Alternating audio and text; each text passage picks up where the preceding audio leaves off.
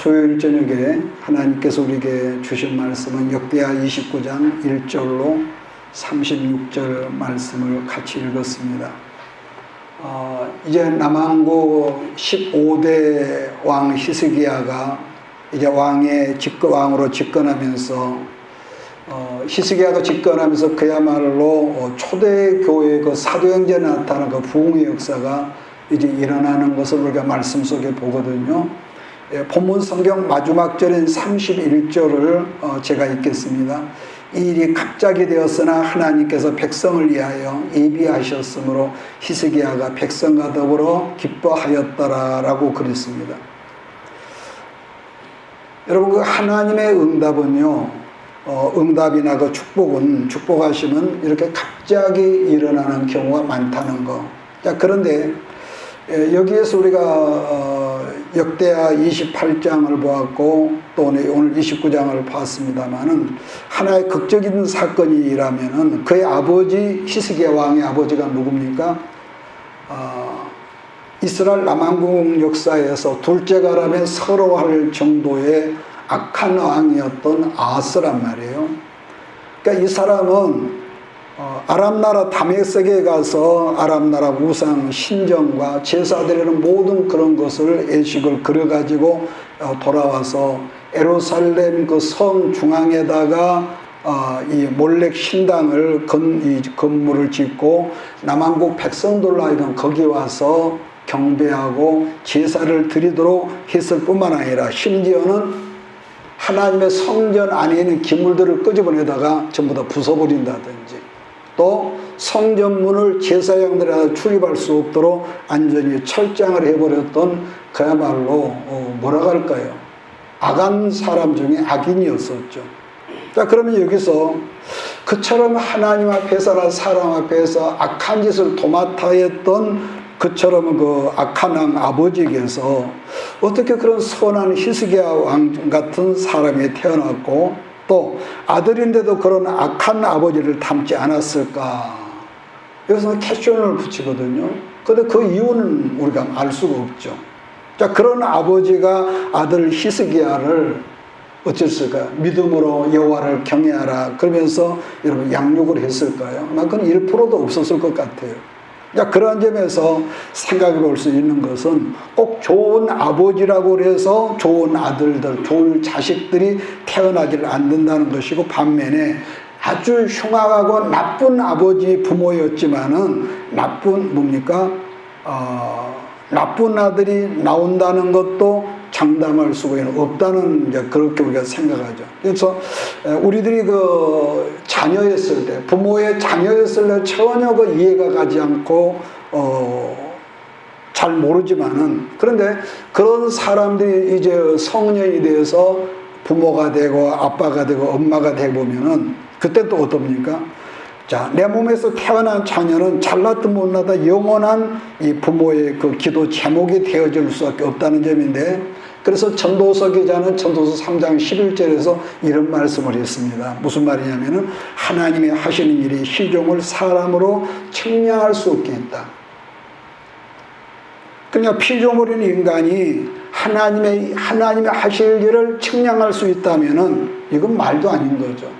100% 틀릴 가능성이 많다는 것. 그냥 피조물인 인간이 다시 말하지만은 하나님의 하실 일을 우리는 전혀 모르기 때문에 인생은 언제라도 할 수 있는 게 뭐냐? 오직 하나님께 엎드리는 그런 자세만 우리가 있어야 한다는 거죠. 아무튼 히스기야를 우리가 보면은요. 기적 중에 기적이라고 할 수 있는 것은 어떻게 그런 아까도 말했지만 그런 아버지 밑에서 이런 훌륭한 아들이 태어날 수가 없는데 태어났다. 이건 그러니까 이해가 안 되거든요. 그래서 히스기야는 그 아버지 아하스가 죽은 다음에 이제 왕에 올라서 오늘 본문을 시작하는 첫 해부터 이 개혁을 이렇게 이룰 수 있었거든요. 그러니까 우리 오늘 29장 그 성경을 보면은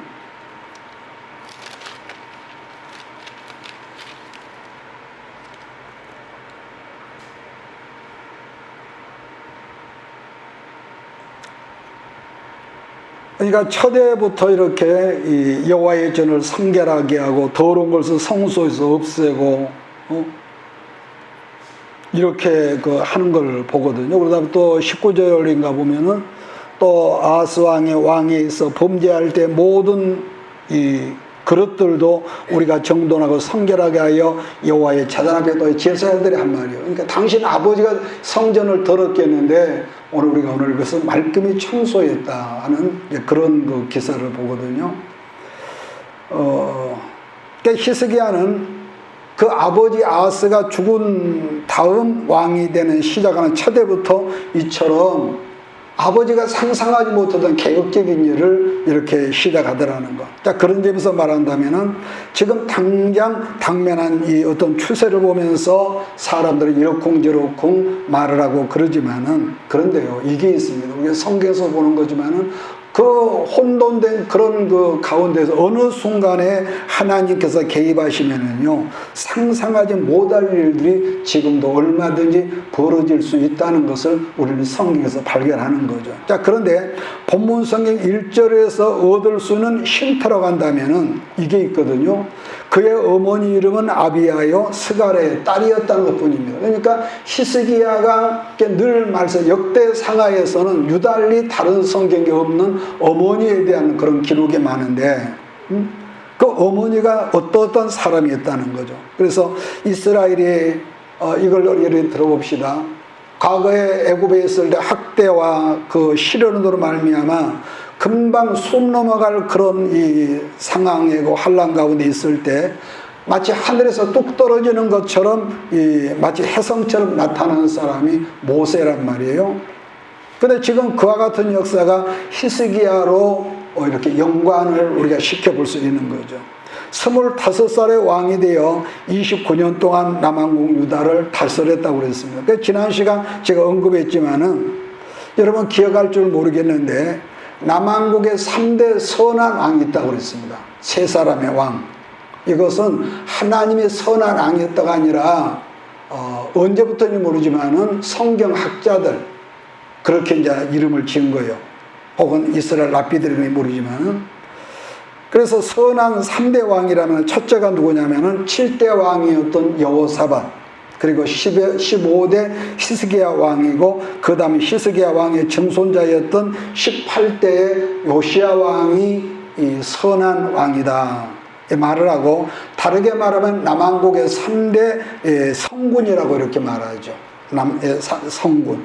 그렇다면은 3대 성군이라는 것은 어떤 기준으로 성군이라고 말을 했을까 한다면은, 여기서 조건을 먼저 말한다면 그냥 성경에서 아목의 왕은 착하고 뭐 그렇게 살았다 그런 그것보다는 뭐 그렇게 말하면 괜찮은 왕이었다 말할 수가 있지만은, 이스라엘 역사 전체 역사 속에 성군이라고 했을 때 누구겠습니까? 이 성군은 오직 다윗 왕뿐이란 말이에요. 자, 그렇기 때문에 성군이라는称호가 붙은 경우에는 다윗 왕의 길을 따랐거나 아니면 다윗같이라는 표현이 붙었다는 것을 우리는 성경에서 보는 거죠. 그 사람들이 성군이었다. 자, 29장 1절로 2절을 읽겠습니다. 히스기야가 왕위에 오를 때에 나이가 25세라 예루살렘에서 29년 다스리니라. 그의 어머니 이름은 아비야여 스가랴의 딸이더라. 히스기야가 그의 조상 다윗의 모든 행실과 같이 여호와 보시기에 정직하게 행하여. 2절 하반절을 보면 그의 조상 다윗의 모든 행실이라는 말이 붙었거든요. 자, 그러므로 반복하지만은 성경에서 선한 왕이라면은 그냥 착했다가 그 기준점이 뭐냐면은 조상 다윗이라는 거죠. 조상 다윗. 그러니까 역대하 17장 3절로 4절 말씀 보면은 여호와께서 여호사밧과 함께 하셨으니 이는 그가 그의 조상 다윗의 처음 길로 행하여 그랬거든요. 또 그 다음에 역대하 3장 4절 34장 말씀을 보면은 요시야가 어린 나이고 8세 때 왕의 자리에 올라갔는데, 그처럼 어린 나이였음에도 불구하고 역대기 저자는 요시야 왕에 대해서 뭐라고 말을 하냐면은 역대하 34, 우리가 한번 찾아봅시다. 역대하 34장 2절로 3절이죠. 같이 읽습니다. 여호와 보시기에 정직하게 행하여 그의 조상 다윗의 길로 걸으며 좌우로 치우치지 아니하고 아직도 어렸을 때 곧 왕에 있은 지 8년에 그의 조상 다윗의 하나님을 비로소 찾고 제12년에 유다와 예루살렘을 비로소 정결하게 하여 그 산당들과 아세라 목상들과 아로새긴 우상들과 부어 만든 우상들을 제거하여 버림에 그랬어요. 그러니까 첫째는 보세요. 하나님 보시기에 정직하게 살았다는 말이고, 그 다음에 뭡니까? 조상 다윗 왕이 걸었던 길로 걸었다는 그 말씀을 반복해서 하고 있다는 거죠. 자, 그렇다면은 말세를 살아가는 우리들도 하나님께 인정받는 길로 걸어야 하는데, 우리가 목사가 되고 뭐 장로가 되고 금식을 많이 하고 뭐 이런 어떤 공로가 아니라, 어떤 타이틀이 아니라 우리가 어떻게 하나님께 인정받는 길로 걸어야 한다 했을 때 마찬가지입니다. 다윗 왕의 우리 삶의 신앙생활의 기준이 되어야 한다는 것. 그런 점에서 히스기야 왕이 했던 일이 우선 뭐냐면은, 그동안 자기 아버지하고, 우리가 아까 19절에서도 왔습니다만, 아버지 아스가 모든 그동안에 무너뜨렸던 그 남왕국 그 나라의 모든 그 어떤 무질서한, 거기에 중심축이 있는 신앙을 할 수 있도록 이렇게 개혁을 이렇게 해 나갔다는 것. 자, 그런데 여러분, 아무리 좋은 일일지라도 이건 우리도 마찬가지입니다. 어떤 일을 할 충동적으로 어떤 분위기에 휩싸가요. 다르게 막 흔한 말로, 좀 누추한 말로는 아주 발작적으로 어떤 일하는 그런 사람들이 있거든요. 그런 경우는 아마 시작하는 것은 보기 좋았겠지만은 아마 중간쯤 가다가 아마 그 흐지부지하고 그만둔 그런 경우가 많죠. 그러므로 뭐든지 우리는요, 이게 있습니다. 잘하든지 못하든지 속도감이 있든지 없든지 시종일관, 믿습니까? 꾸준히 나가는 거예요. 조금 했다가 기분 좋으면 하고 기분 나쁘면 싫고, 이건 뭐 이들도 그렇게 안 하는 거죠. 그래서 언제나 충동적이거나 분위기 위해서 하는 사람들은 지금 당장은 좋게 보일 것 같지만은 이건 일관성이 없는 사람들이죠. 일관성이. 자, 그러면 왜 제가 일관성이라고 말하냐면은, 그런 사람은 뭡니까? 가장 우선적인 것이 여러 말이 있겠지만 자기 중심의 축이 없어. 분명한 어떤 기둥의 핵심이 없단 말이에요. 그러니까 지난 시간에 제가 원심과 구심과 원심이라는 이런 말을 했지만, 구심이라는 곧 뭡니까? 이 중심이죠. 중심이 뭐냐? 그 센터, 또 라틴어로 말하면 코아, 이렇게 표현하는데, 이걸 우리의 그 몸, 신체, 얼굴이나 우리 몸으로 말한다면은, 그 사람의 형체가 아무리 스마트하게 생겼다, 잘생겼다, 이렇게 우리가 표현하지만은, 핵심은 뭡니까? 뼈대가 고르지를 못하면은요, 안 그러죠. 아무리 그럴지라도 뼈가 흐러지면은 여러분 사람이 정상적으로 걷는 것도 아니고, 그러니까 피부라고 하는 것은 그 뼈 위에 덮인 살이란 말이에요. 그런데 이것을 중요한 것은 늘 제가 말하죠. 뼈대가 아무리 탁월하고 든든해도 살이 입혀지지 않으면은, 그러니까 성경에서 뼈대는 진리라고 그러고 또 피부는 은혜라고 한단 말이에요. 그래서 은혜와 진리가 격을 이룰 때 그 사람을 우리는 참 괜찮은 사람이다, 또 다르게는 진선미가 이루어진 사람이다, 그렇게 말하죠. 그래서 같은 의미겠지만 우리는 언제나 먼저는 우리는 사람의 은혜를 사모해야 하는 원칙이죠. 그럼에도 불구하고 아까 말했다시피 뼈대인 진리의 말씀에 이 어떤 것들이 함량 미달이 되면은 결국은 뭡니까? 내가 좋은 사람, 나쁜 사람 그걸 떠나서 우리는 불량한 어떤 신앙의 노선을 걸을 수밖에 없다는 거예요. 그래, 항상 뼈대, 말씀이 우선이에요. 그렇다고 해서 항상 뼈대만 하면은 얼마나 우리가 삭막하겠어. 그래서 항상 말씀과 은혜. 그래서 말씀을 우리가 있는 만큼, 아는 만큼 기도가 들어가서 말씀이 소화돼야만이 우리의 삶 속에 능력이 나타나는 거예요. 그러면 여기서 뼈대가 중요합니까? 뼈대인 진리가 중요합니까? 은혜의 살이 중요합니까? 말한다면은, 둘 다 중요하지만은, 굳이 거기서 우선순위를 따진다면은, 반복합니다만은, 말씀인 뼈대가 우리 안에 있을 때 흔들리지 않는다는 거. 이 말이 이해가 됐으면 좋겠습니다. 그러면 잊지 마십시오. 겉으로는 지금 아무리 어떤 사람이 그럴듯하게 보이지만은 그 중심, 그 축이 약하면은 어느 순간 이런 무너지는 것은요, 모래성이거든요. 교회 생활로 말할 때 중심이라고 하는 것은 예배와 그 다음에 기도 생활과 거기에서 얻어진 에너지는 항상 성교로 이렇게 나가는 것이 이게 원칙적이라는 거죠. 또 하나는 예배에는 뭐가 있습니까? 그냥 우리가 예배 들었다가 아니라 예배는 항상 이런 말씀이 있잖아요. 말씀을 풀어서 가르치는 이 말씀이 있어야 하고, 그러니까 세 가지가 다 이 중심축을 이루지만은, 그러나 굳이 말하면은 예배인 말씀이 항상 포인트가 돼야 한다. 그러니까 그러한 자체가 바로 다윗이었으며, 그러한 자체의 노선을 걸었던 사람이 히스기야 왕이었다고 오늘 성경은 그렇게 말합니다. 5절로 11절을 같이 읽습니다. 그들에게 이르되 내 사람들아 내 말을 들으라. 이제 너희는 성결하게 하고 또 너희 조상들의 하나님 여호와의 전을 성결하게 하여 그 더러운 걸 성소에서 없애라. 우리 조상들이 범죄하여 우리 하나님 여호와 보시기에 악을 행하여 하나님을 버리고 얼굴을 돌려 여호와의 성소를 등지고 또 낭실문을 닫으며 등불을 끄고 성소에서 분향하지 아니하며 이스라엘의 하나님께 번제를 드리지 아니하므로 여호와께서 유다와 예루살렘에 진노하시고 내버려 두사 두려움과 놀람과 비웃음거리가 되게 하신 것을 너희가 똑똑히 보는 바라. 이로 말하면 우리 조상들이 칼에 엎드러지며 우리 자녀와 아내들이 사로잡혔느니라. 이제 이스라엘 하나님 여호와와 더불어 언약을 세워 그 맹렬한 노를 우리에게서 떠나게 할 마음이 내게 있노니 내 아들들아 이제는 게으르지 말라. 여호와께서 이미 너희를 택하사 그 앞에 서서 수종도로 그를 섬기며 분향하게 하셨느니라. 여러분, 우리가 지금 읽은 5절부터 11절 말씀은요,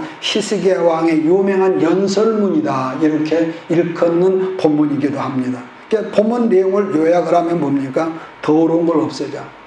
아버지 요아스 왕 시대 얼마나 성전을 엉망으로 했던지, 첫째는 더러움을 청소해라. 두 번째, 번제를 드리지 하나님께 제사 예배가 없음으로 말미암아 그동안 우리들 놀람과 이방 사람들의 뭐죠? 노략거리가 됐다. 노략거리, 비웃음거리가 되었다. 그리고 세 번째, 그것 때문에 우리 자녀와 아내들이 이방 나라의 포로로 잡혀갔다는 것입니다. 그래서 이제 뭐라고 합니까? 하나님께로 돌아가자. 곧 이 말씀 우리가 읽었던 호세아 6장 여러분 2절 1절 2절을 상기시키는 말이거든. 그러니까 역대기의 모든 성경의 모든 것이 그렇지만 특히 우리가 역대기서를 보면은 뭐죠? 이제 여호와께로 돌아가자.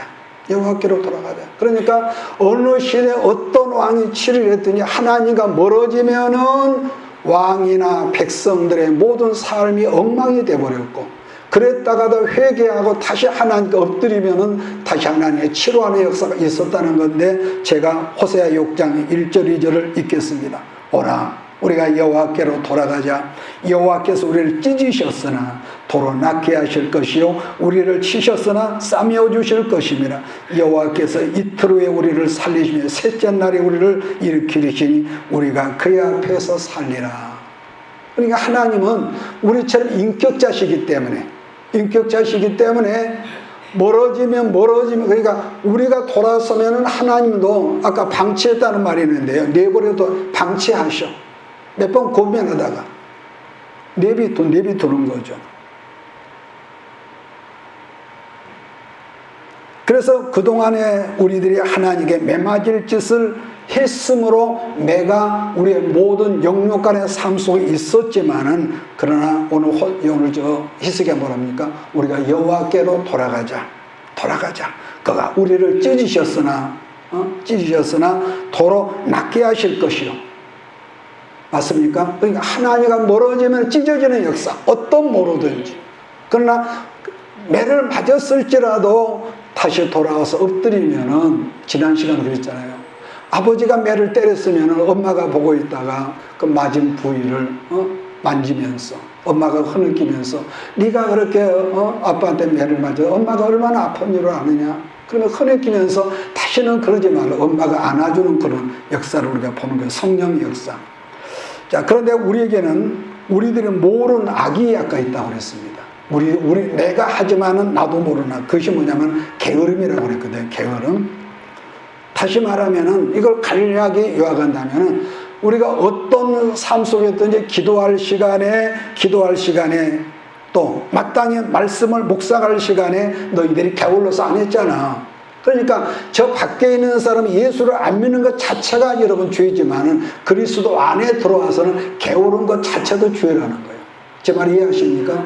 그러니까 사랑 안에 있어야 할 사람이 사랑하지 않고 미워하면 그거 죄야. 뭐 도둑질에다 엄나는 이것은 뭐 마땅한 거죠. 그래서 여러분들 우리들이 믿는 하나님은 아까도 언급했죠. 종교적인 하나님이 아니라 살아계 여러분이 살아서 내 말을 듣고 여러분의 말을 내가 듣는 것처럼 하나의 인격자예요. 그래서 우리는 범사 속에서 내가 좀 기분이 좋든 좀 안 좋든 간에 항상 하나님을 인정하고, 그래서 그 전에 어떤 목사님이 설교할 때 그런 말을 했는데요. 자기가 옛날에 직장 생활할 때 그랬대요. 주님, 오늘 직장 갑니다. 그래서 다녀와서는 주님 다녀왔습니다. 자기 혼자 살면서. 왜 그랬습니까? 물어보니까 나는 그렇게 습관을 만들었다고. 항상 어느 곳에 있든지 하나님이 계심을 나는 인격적으로 하는 그분을 인정해드리고, 그러니까 내가 그분을 인정해드리니까 나중에는 그분도 나를 인정하는 걸 내가 느꼈다는 그런 표현을 한 것이 생각이 나는데, 그러니까 우리는 삶 속에서 내 기본 감정은 여건 상관없습니다. 왜냐하면 올라갈 수도 있고 내려갈 수도. 그래서 어떤 환경 속에서도 하나님 인정하고 하나님의 거룩하심과 전능함을 인정하고 사랑을 인정하고요. 그러므로 반복합니다마는 우리들이 인격적으로 진심으로 우리가 하나님 앞에 내가 잘못 살았습니다. 내가 알지 못해서 그랬습니다. 회개하고 주 앞에 엎드리면은 지금까지 우리를 꾸짖고 매를 해초를 들고 때리시는 하나님이 아니라 우리 이제부터 뭡니까? 우리의 모든 영육간의 범사를 치료하시는 하나님 아버지로 바꿔주심을 여러분 믿으시길 바랍니다. 그래서 예수님이 뭐라고 합니까? 바리새인들이 세리 마태의 집에 가서 저녁 식사를 하려고 그러니까 너그 선생은 쉽게 말하면 저 따위가 있어. 죄인들의 집에 들어가는 사람이 무슨 메시아냐, 조롱을 하고 멸시를 하니까 예수님이 그 말씀을 알아듣고 뭐라고 합니까? 나는 의롭다고 하는 사람을 부르러 온 게 아니라 죄인을 부르러 왔어. 그다음 뭐죠? 건강한 자에게는 의인이 쓸데없어.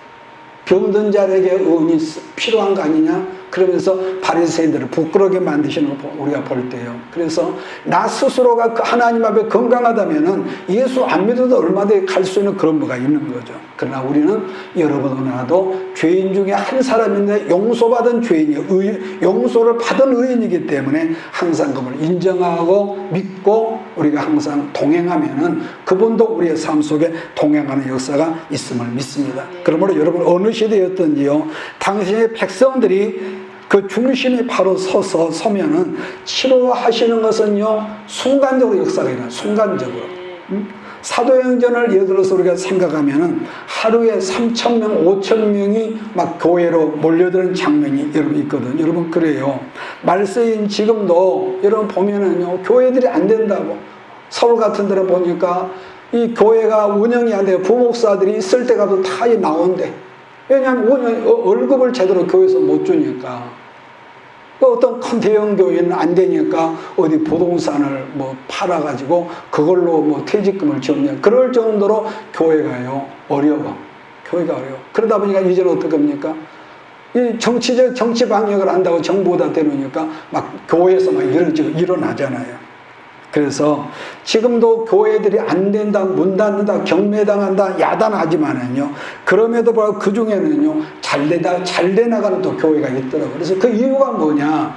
여러 가지 목사님의 탁월한 리더십도 있겠지만은 그 핵심적인 뭡니까? 성령 하나님께서 그 가정에, 그 교회 운영하시고 성도들이 기도하는 교회는요, 절대로 몰락하는 역사가 없다는 것을 보는 것이죠. 그래서 오순절 날에도 제자들이 예수님 말을 승천하시면서 예루살렘을 떠나지 말고 기도하라 그러거든요. 얼마 동안, 열흘 동안 꼼짝하지 않냐고 마가 집에 다락방에서 열흘 동안 기도하고 났더니 성령의 불바람이 한번 쑥 불어도니까 어떻습니까? 순식간에 그 엄청난 예루살렘 사람들이 회개하고 주께 돌아왔다는 것인데, 나는 그런 역사가 이 시대에도, 특별히 나는 우리 교회에도, 여러분의 가정과 사업장에도 그런 역사가 일어나기를 예수 이름으로 축복합니다.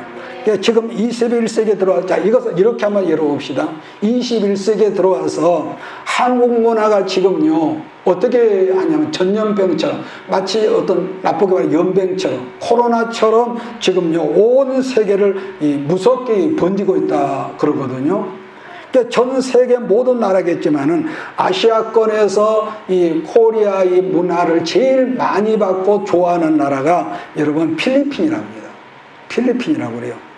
뭐 우리나라도 전 세계에 흩어져 있지만은 필리핀 사람들 전 세계에 여러분 흩어져 있지 않겠습니까? 특히 필리핀은 과거에는 우리보다 잘 살았던 나라인데 지금은 가난하거든요. 그런데 국가 재정 수입 중 10%가 외국에 나가 있는 교민들이 송금한 돈으로 국가가 돌아갈 정도로 그렇게 많은 사람이 외국에 나가 있는 거예요. 근데 필리핀 이 언어는 우리가 듣기로는 따갈로그라고 그러는데, 그래도 필리핀의 주로 공용어는 영어란 말이에요.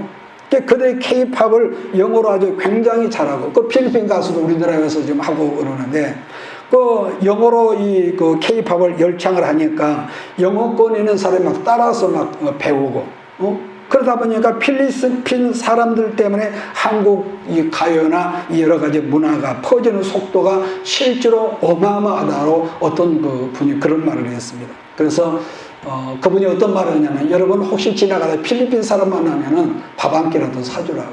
왜냐면 그들은 우리나라 공헌자라고 그 웃기는 소리를 합디다마는 어쨌든 그들이 영어권의 사람들에게 한국 이 모든 것에 다리 역할을 하는데, 사실 그 역사를 보면요, 동남아시아권에 우리보다도 30년, 40년 훨씬 이전부터 나가서 투자하고 어떤 교두보를 이렇게 형성했던 그 나라, 공들이고 그동안 기초를 닦은 나라가 어디냐면 일본이거든요. 일본은 우리보다 한 40년 먼저 나갔어요. 이 아시아권으로. 그랬는데 그 실질적 열매는 코리아가 지금 다 가져간대.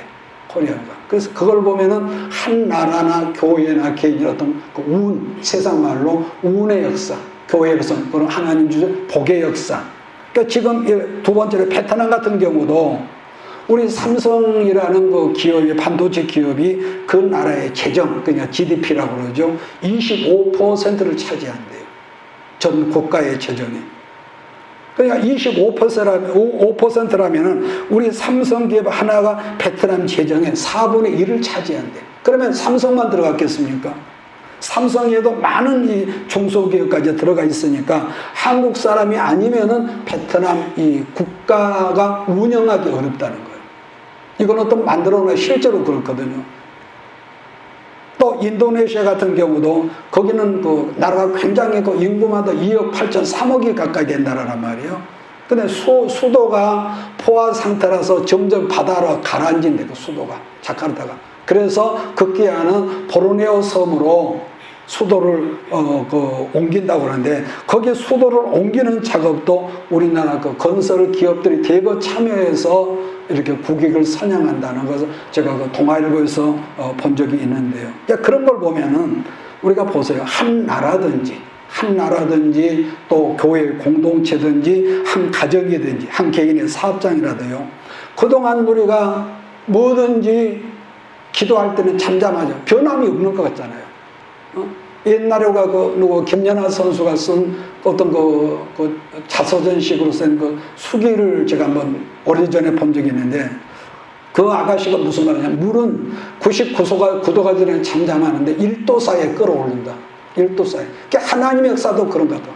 그동안 기도하고 금식하고 해도 잠잠하는데 어느 순간에 하나님께서 하늘문을 삐걱 여시면은요, 막 물이 막 100도씨에서 끌어오는 것처럼 그런 역사가 여러분 있다는데, 나는 여러분의 삶 속에도 이런 모닥불 같은 역사가 일어나기를 예수 이름으로 축복합니다. 하나님의 역사가 그렇다는 거죠. 하나님 이상하게 되고 말이에요. 그러므로 어떤 큰 문제가, 우리가 주의할 것은, 내가 늘 말하지만 어떤 큰 문제가 생겨서 우리가 기도하고 철야하고 금식하고 산기도하고 기도원가하고, 그것도 안 한 것도 좋지만은, 그런 문제가 생겨 충성하고 헌신을, 그것보다도 평소에 작은 어떤 문제라도 발견되고 내 마음에 감동이 되면은 잠잠히 순종을 헌신하는 축복의 훈련을 우리가 여러분 하라는 것이죠. 그래서 왜 훈련이냐? 예수님은 그랬거든요. 작은 것에 충성하지 않은 사람, 큰 것을 맡겨는 못한대요. 그러니까 작은 문제라고 그냥, 교회를 사랑하는 우리가 어떤 기준이 뭐냐 그러면은, 물론 그 사람의 예배 참석, 헌금, 여러 가지 말할 수가 있지만은, 작은 것 하나라도 사랑하면은 빨리 보이는 거예요, 사랑하면은. 안 사랑하면 안 보여. 여기에 어떤 그 티끌이 하나 떨어져 있어도 우리가 어떤 건물 개념을 떠나서 하나님의 성전, 예배를 드리는 하나님의 전예를 생각하면은 내가 사랑하면 그것이 보인단 말이에요. 우리가 얘들도 똑같은 얘들이지만은 내가 사랑하는 우리 아이는 여러 아이들과 섞어 있어도 저기가 있어도 뭐죠? 얼른 눈에 띄죠. 왜? 엄마가 사랑하니까. 이게 사랑은 이런 능력이 있단 말이에요.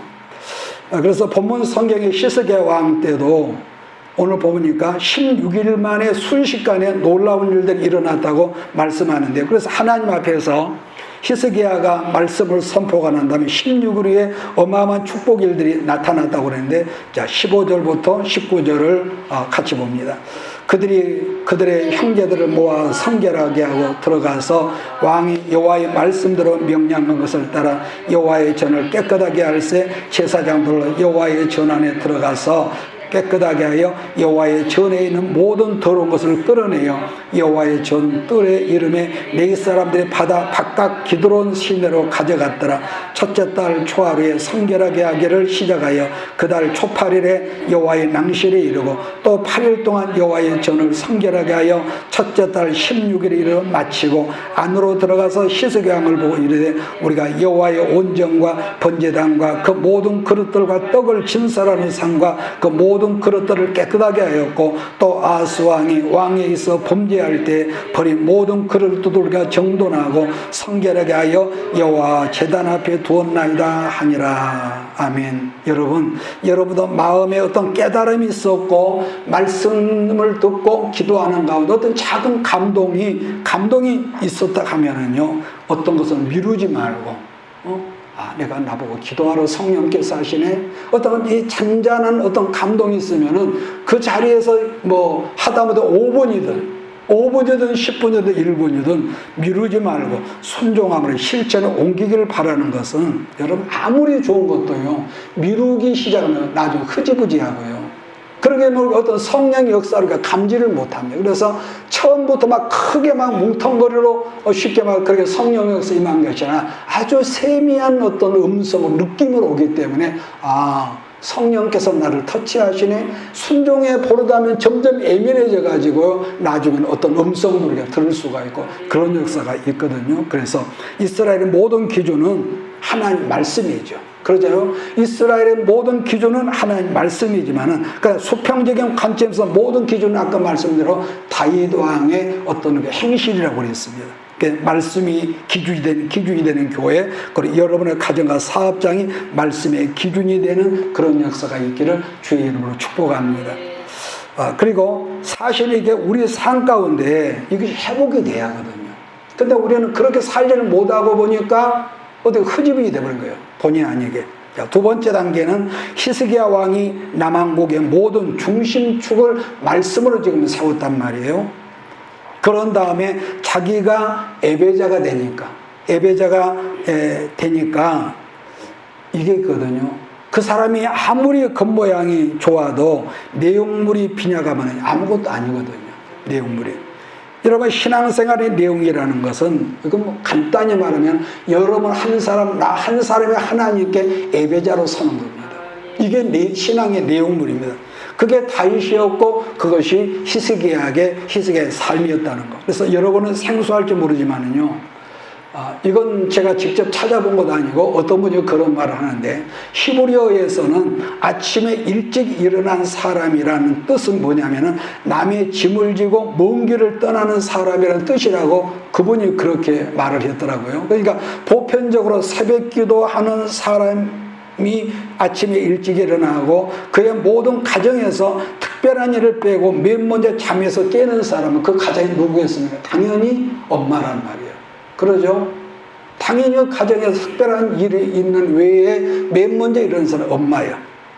왜 엄마냐? 온 가족의 짐을 엄마가 아침부터 짊어진단 말이에요. 먹을 거, 옷 입는 거, 얘들. 여러분 그래요. 그래서 영으로나 육으로나 다른 사람의 짐을 짊어지는 사람들이 잠에서 영으로나 육으로나 우리가 깊은 잠에서 자지 않고 잠에서 깬다는 거예요. 잠에서 깬다는 거. 그래서 히스기야 왕은 짐을 지는 사람이라고 말을 하는데, 그래서 20절에 보니까 아침에 일어나라고 했듯이, 그리고 보면 우리 예수님도 보고 공생애도 보면 항상 예수님 뭐죠? 그 날마다 그 많은 사람들 속에서 사역을 하지만은 보면은 아침 새벽 미명에 일어나 기도하러 가셨다는 것은 예수님은 뭡니까? 하나님께 받은 사명 자체가 많은 사람의 짐을 짊어지는 사람이었다는 것을 의미하는 거예요. 이래서 그분은 아침 새벽에 일어나셨구나. 그리고는 자기가 먼저 솔선수범해서 제사 드렸던 거고요. 자, 그 다음에 21절을 제가 읽습니다.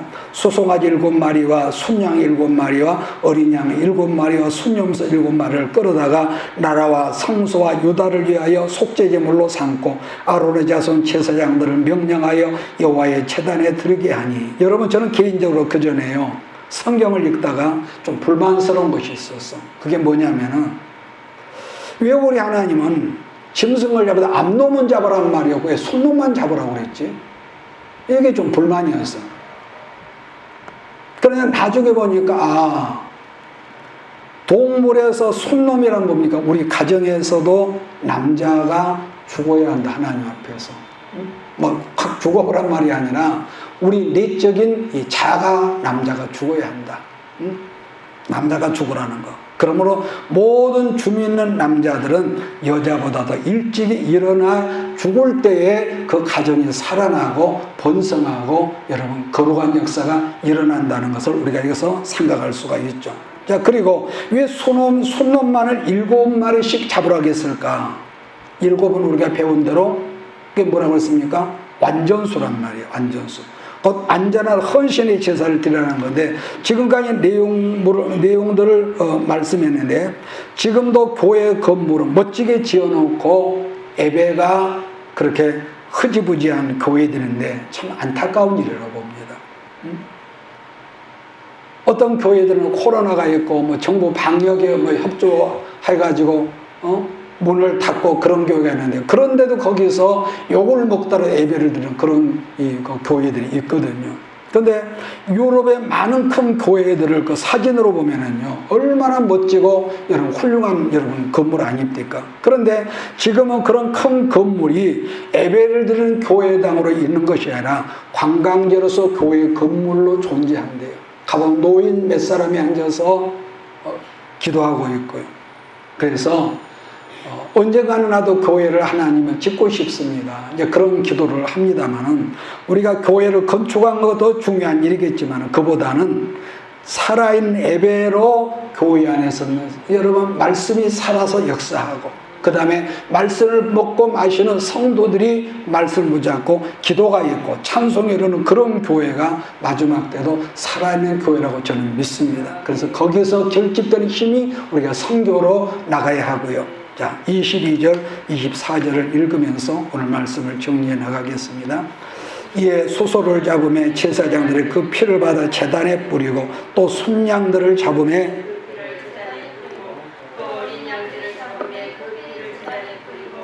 이에 속죄제물과 드릴 수염소들을 왕과 회중 앞으로 끌어오며 그들의 귀에 안수하고 제사장들이 잡아 그 피를 속죄제로 삼아 제단에 드려 온 이스라엘 위하여 속죄하니 인 왕이 명령하여 온 이스라엘 위하여 번제와 속죄제를 드리게 하였습니다. 제물의 피를 뿌렸대요. 제물의 피를. 무슨 말이냐? 십자가에서 죽어주신 예수님의 대속의 피를 여기서 의미하는 거 아니겠습니까? 여러분, 지도자가 하나님을 경배하는 지도자, 하나님을 경외하는 지도자가 돼. 거기에서 생겨난 어떤 역사가 있습니까? 부흥의 바람이 일반 백성들에게 막 확산이 되는 거죠. 히스기야 왕이 드린 제물을 보면은요, 7, 4, 7, 28. 28마리를 이렇게 드리니까 백성들도 몰려와서 600마리의 소 600마리, 그 다음에 양은 3,000마리. 31절 제가 읽겠습니다. 이에 히스기야가 말하여 이르되 너희가 이제 스스로 몸을 깨끗하게 하여 여호와께 드렸으니 마땅히 나와 제물과 감사제물을 여호와의 전으로 가져오라 하니 회중이 제물과 감사제물을 가져오되 물은 마음에 원하는 자는 또한 번제물도 가져오니 회중에 가져온 번제물의 수요는 수소가 70마리요 순양이 100마리요 어린 양이 200마리니 이는 다 여호와께 번제물로 드리는 것이며 또 구별하여 드린 소가 600마리요 양이 3000마리라. 그런데 제사장에 부족하여 그 모든 번제 짐승의 가죽을 능히 벗기지 못하는 거로 곧 그의 형제 레위 사람들이 그 일을 마치기까지 돕고 다른 제사장에게 성결하게 하기까지 기다렸으니 이는 레위 사람의 성결하게 함이 제사장들보다 성심이 있었습니다. 번제와 화목제의 기름과 각 번제와 속한 전제들이 많더라. 이와 같이 여호와의 전에 성전인 일이 순서대로 갖추어지니라. 일이 갑자기 되었으나 하나님께 백성을 위하여 예비하셨으므로 히스기야가 백성과 더불어 기뻐하였더라라고 했습니다. 여러분, 어떤 일정하게 지정된 사람들이라 신약으로 말하면 성령으로 말씀으로 채워지고 기도하는 사람들이 앞장서. 그래 뭔가요? 같은 예수를 믿어 그 안에 심령적으로 채워진 사람들이 작은 일, 험한 일, 큰 일도 해나가지. 그렇지 않은 구경꾼이. 교회가 아무리 숫자가 많아도 채워지지 못하면 구경꾼. 옛날에 우리가 쌍촌동에 있을 때 우리 김현숙 지금 권사님인데 우리가 몇 년 전에 그분을 만났는데요. 저쪽에 어디 일곡지구인가 어디 첨단지구에 120명 그 주일날 평균 모인데, 그런데 그분이 때때 뭐라고 하냐면은 거기는 주로 그 3, 40대 젊은 사람들이 많은데 일단 오후 예배들 점심 때 같이 이제 식사를 나눔하는데 식사를 끝나고 나면 젊은 그 자매들이 많은데 전부 다 뒷짐지고 있다. 아무도 안 하는데. 그래 결국은 그 70이 넘은 지금 80이 다 있지만 그 권사님이 그 뒷감당을 단다고 그런 말을 하더라고요. 그러니까 숫자가 아무리 많아도 뭔가 그 내면에 채워지는 사람의 큰 일이 적은 일이 하지 아무리 교회에 많이 몰려와도 채워지지 않으면요 구경꾼에 불과합니다. 나는 여러분들 안에서 이런 헌신적인 사람 그리고 여러분 안에 심령 속에 말씀과 기도로 항상 채워져서 하나님 앞에 헌신하는 우리 모두가 되기를 주로 축복합니다. 그래서 이것은 다윗도 그랬고 히스기야 아니 우리들도 지도자 한 사람, 그래서 앞에 서는 사람이 먼저 헌신하면 일반 백성이 더불어 헌신하는 말씀을 하고 있죠. 그래서 우리가 주일날 청소를 하지만은 여러분 목사님은 저 거울 걸레를 눌고 청소한다, 강대상 따고 강단 닦는 것이 무슨 자랑을 수 없지만은 같이 협력한다는 의미에서 여러분 다 청소하다 목사는 의자에 앉아서 가만히 구경하면 되겠어. 그래서 앞서 있는 사람이 하나 할 때 뒤에 사람이 불평을 따라오는 거죠. 지가 지도자로 가만히 폼 잡고 있으면 이건 역사가 안 되는 것이죠. 그래서 헌신하는 사람들로 말미암아 앞장을 서니까 결국 구원받는 사람들이 날마다 더해가는 이런 역사가 온 교회에 나타나서 기쁨 충만하다. 이게 사도행전 역사입니다. 그래서 여러분 지금은 모든 교회들 아까 제가 처음에 그랬죠. 이구동성으로 교회가 운영이 어렵대. 그러니까 그 신문에 보면은 경매난 교회가 전국에 엄청나게 많아. 큰 교회는 또 이단교회 살라고 달려들고 있고요. 아무쪼록 말씀과 기도로 이 에너지가 우리 속사람에 채워지고 거기에서 나오는 에너지로 우리가 성교 중심, 예배와 기도와 성교 이걸 중심축으로 삼으면은 그야말로 지도자들이 성령으로 충만하면 지금도 얼마든지 하나님의 도우신 역사가 교회나 여러분의 가정에도 나타남을 나는 믿습니다. 그게 교회의 중심이고 여러분과 나의 삶의 여러분 중심이거든요. 그래서 어쨌든 지금 말씀의 중심을 바탕에서 우리는 예수님 앞에 가는 날까지 순종하며 나가는 것이고 그렇게 해서 어느 순간에 아까 말한 불처럼 일어나는 역사가 이제 교회와 여러분의 삶 속에 나타날 줄 나는 믿습니다. 이런 기대와 이런 꿈을 가지고 한 주간 동안도 덥고 습하고 힘든 가운데서도 여러분 어느 곳에든 긴장을 풀지 말고 주님과 동행하는 우리 모두가 되시기를 예수의 이름으로 축복합니다. 기도합니다. 내가 너와 항상 함께 하리라. 내가 너를 지키리라. 실망치 말고 나를 보아라. 나는 너의 하나님이라.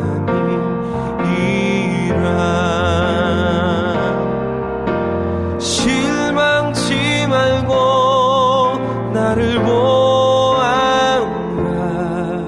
나는 너의 하나님이라. 나는 너의